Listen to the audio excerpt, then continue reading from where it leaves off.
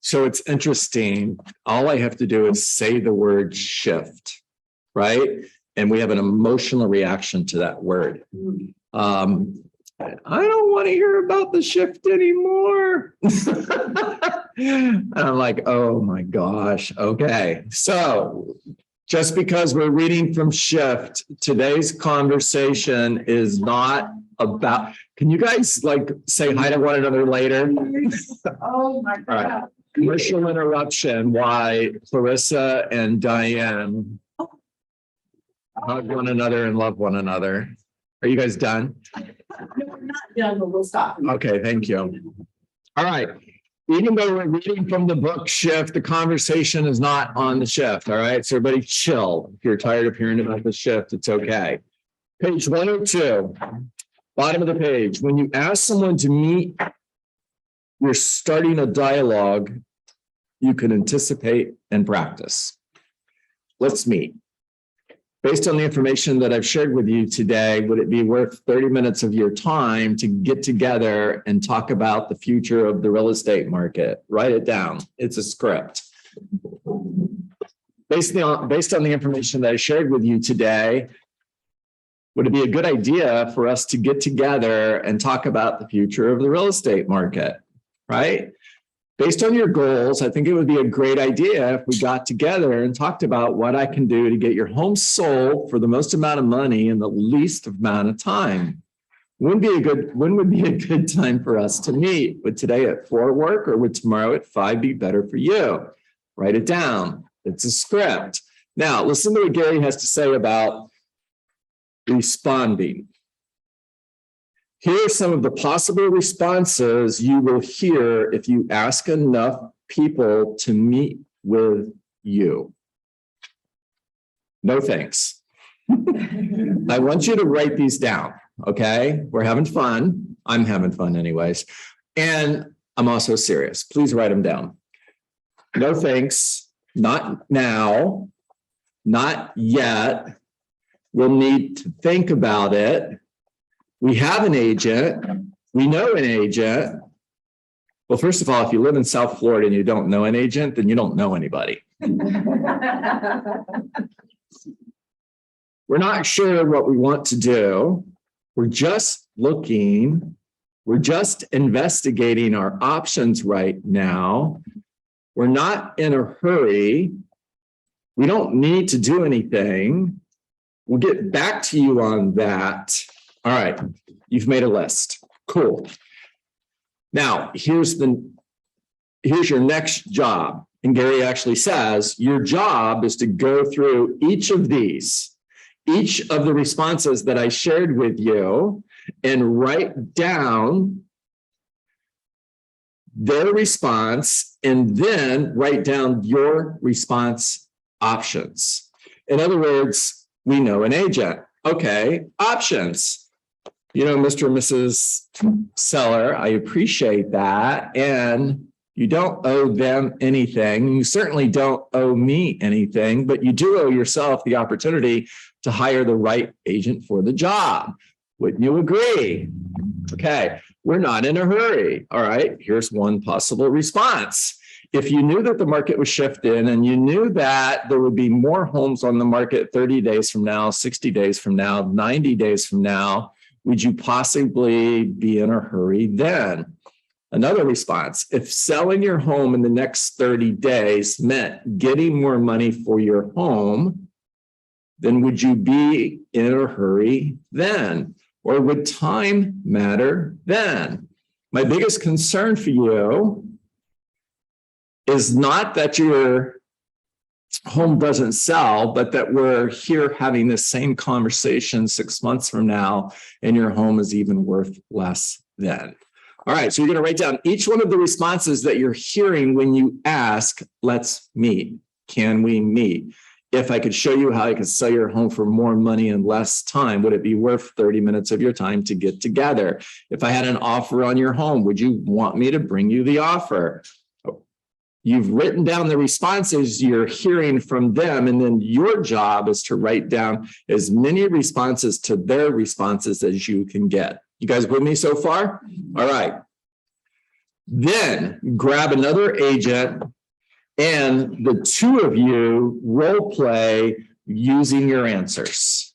So you've written their responses. You're hearing what kind of responses you're getting from buyers and sellers when you ask, let's meet. And then you've written down your responses to their response, and you're going to practice and role play those every single day.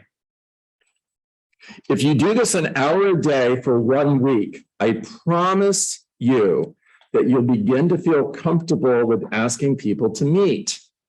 In other words, the more comfortable you get, the better you get with responding to their response, the more excited you're going to be about asking for the appointment. If you then practice this, the first 30 minutes of your lead generation time block each workday, you guys know that I am a big believer in pay attention. Words matter. And listen to what Gary didn't say. He didn't say, if you practice this for 30 minutes every day for the first 30 days, if you practice this for 5 minutes, for 10 minutes, if you practice this when you want to, he said, if you then practice this the first 30 minutes of your lead generation time block each and every workday. And he stops there. That means he's not telling you to do this for 30 days or 60 days or 90 days. He's telling you to do this for how long? How long? It starts with an F and ends with ever. Forever. Forever. You become so good at it that you can't wait to ask people to meet with you. Wow. Moving over to page 104, here's what Gary has to say. There will be a few people. Okay, now we're going to talk about what to do when somebody's not ready to meet. If you're looking at the graph that I've drawn behind me, this is the lead generation model. We capture the lead. Capture simply means we get their name, phone number, email address, and mailing address. Hi, Aaron. Looking good, buddy. We can move that stuff so it's not in your way. Just maybe it's my iPhone. Okay. Capture simply means that you're getting their name, phone number, email address, and mailing address. Capture means that you're converting a contact to a lead. So now you have a lead. The next stage is connect. And sometimes connect can happen before capture. Connect simply means, Hervé, that I'm connecting with you, right? And the goal from Capture Connect is to close for an appointment. Let's meet. And sometimes, no matter how good you get at responding to their responses, they're not going to be ready to meet with you yet. So here's the solution. We've got to have a nurture box in this lead generation model in order to be able to stay in touch with them and follow up until they are ready, and then we close for an appointment. All right, page 104. There will be a few people who are just not ready or willing to meet with you, but who are still worth pursuing. You know, I would never correct Gary Keller, especially live on Facebook and recorded, going to be on YouTube. And I would tell you, everybody is worth following up with. Don't judge away opportunity. Everybody is eventually going to buy and sell. It might be 5 years from now. You're still going to be selling real estate 5 years from now. Follow up with everybody. This is when your cultivation system becomes your indirect path to an appointment. Listen to that. Indirect path to an appointment. The challenge that you're having is you live in a microwave society. You want everything right now. You just want to be able to push an easy button. Remember the Staples easy button? You want to push the easy button and boom, you've got an appointment. And it just doesn't work that way. Most success happens in the follow-up. It blows my mind when a real estate agent who takes one of my classes on prospecting for sale by owners, for example, or prospecting expired listings, for example, and I shared with them that I went on 2 appointments a day on average, or 10 a week, or 40 a month, or 480 a year. And they come to me and they say, I went on the appointment, but it was really it was a horrible appointment. I'm like, what do you mean it was horrible? And they're like, well, they're not motivated. They're not serious. They're overpriced. They have unrealistic expectations. I'm like, wait a second, you missed the entire point of that appointment. The purpose of the appointment is not to convert it to a listing appointment. The purpose of the appointment is to build a foundation to follow up from. Success happens in the follow-up. If you listen to the numbers that I shared just a moment ago, 2 appointments a day, 10 a week, 40 a month, 480 a year, with follow-up,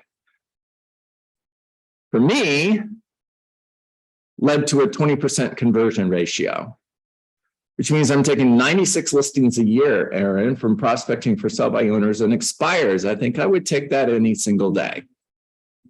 But if you listen to me, it didn't happen on the appointment. It happened in the follow-up. And what was the average amount of time that it took in follow-up? That's the next most common question I get. 3 to 4 months. 3 to 4 months on average. What's the longest it ever took? 3 years and 89 phone calls. And I only know that because it was in the database. And I just went back and tracked it. I don't honestly care, because I'm not connected to the outcome. I'm connected to the activities. While you will always seek to meet with prospective sellers and buyers immediately, if you can't, but still believe they are motivated, you should stay in contact until you get an appointment. Okay, again, Gary Keller, I love you, and I'm not correcting you. Stay in touch regardless of whether they're motivated or not, please. Now, you may follow up more often if they're motivated to sell their home than you would if they're not motivated. In other words, you may follow up once every month, or once every week, or every other week if they're super motivated. And if they're not motivated at all, you might follow up once every 3 months, but you're not going to stop following up. All right, bottom of the page. Most agents struggle with cultivation. If they connect but can't immediately close for an appointment, they usually let the lead slip. They simply don't get back to the people. Oddly enough, it surprises them and disappoints them when they hear that those people listed their house or bought a home with another agent. Many times they never even hear about it. The business just slides away to someone else. They seem to have no clue as to why their lead generation efforts aren't building a pipeline of business. Listen to this carefully. They don't have a pipeline. If you don't have a system for follow-up, you don't have a pipeline. You either convert the conversation to an appointment that potentially leads to a listing, or you don't, and that's the end of the story. But if you have a pipeline, then you can follow up with that individual until their motivation changes, until they're ready to make a new decision. Because remember, people never change their mind, but they will make a new decision based on new information. They don't have a pipeline because they don't cultivate the leads that can't immediately be closed for an appointment. All right. A simple cultivation approach allows you to stay in touch and be there when they decide. You can't know or predict when they will come to a decision. But if you're reconnecting with them in a systematic way, you'll have a great chance of being there when they do. All right, so you can't know or predict when they're going to get serious about selling their home.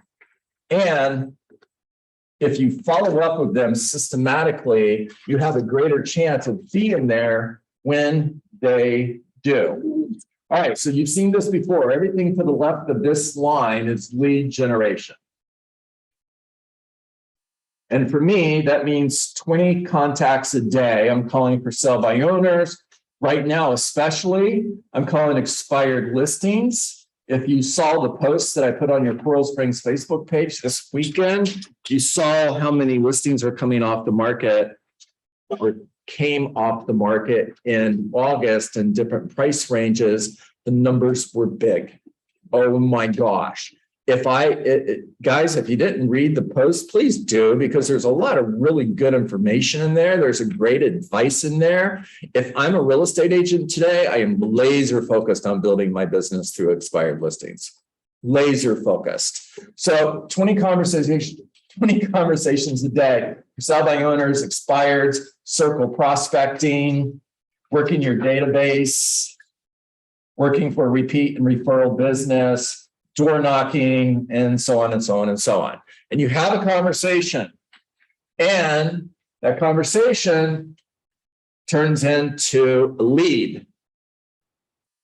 Now, the next part of the lead generation model is to connect and then convert or close to an appointment. And if they're not ready to meet with you yet, or if it's a for sale by owner or an expired listing, for example, and you go to see the house, so you could potentially bring them an offer and they're not ready to list their home yet, then the key to success, and this is so huge,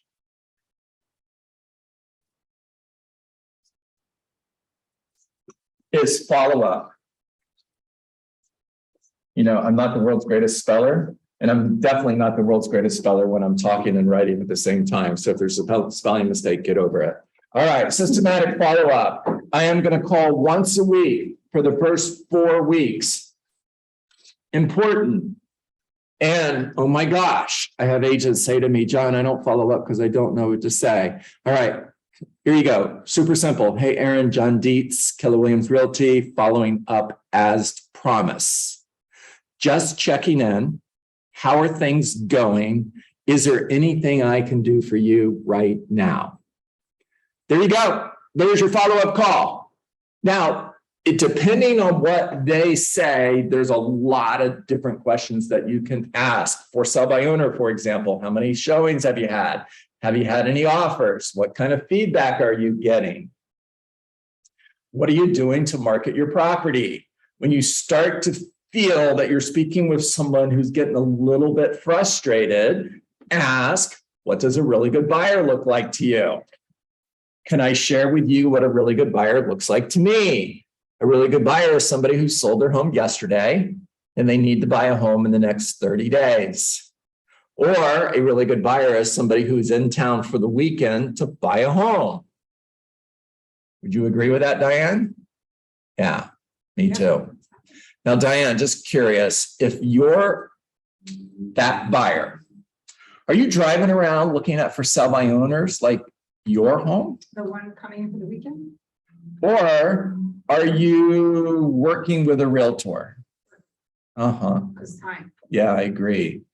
Now, Clarissa, if you're the real estate agent and you're working with Diane, are you driving around and showing her for sale by owners, or are you showing them properties that are listed by a professional like me? Definitely by a professional like you. Okay, so then Aaron, if you're not attracting one of those buyers, who are you attracting? Everyone else. Is a script. Write it down. Okay, now let's say we get past the first month. Depending on their motivation, I am now going to follow up once a month.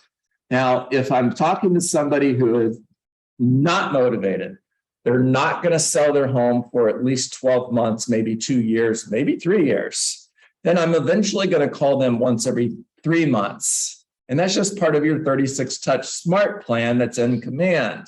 Now, what we're looking for is we're looking for this day. This is the day when I get serious about selling my home. This is when I'm ready to make a new decision based on new information. Gary said, a simple cultivation approach allows you to stay in touch and be there when they decide. You can't know or predict when they will come to a decision, but if you're reconnecting with them in a systematic way, you'll have a great chance of being there being there when they do. And what this is called, it's called emotional proximity, simply meaning the person who is closest to me when I get serious about selling my home, the person who is still staying in touch with me is the person who has the greatest possibility of getting my listing. Look at it another way. It's a hard no here. In other words, I'm never listing my home. To a possible no. I don't think I'll ever list my home. To a possible yes. In other words, I'm thinking that I might look to list my house, but not for another 60 days. And then finally, it's a definite yes. In other words, okay, I'm over this. I need help. I need help now. And you get the opportunity because you stayed in touch. It's just that simple. All right, talk to me.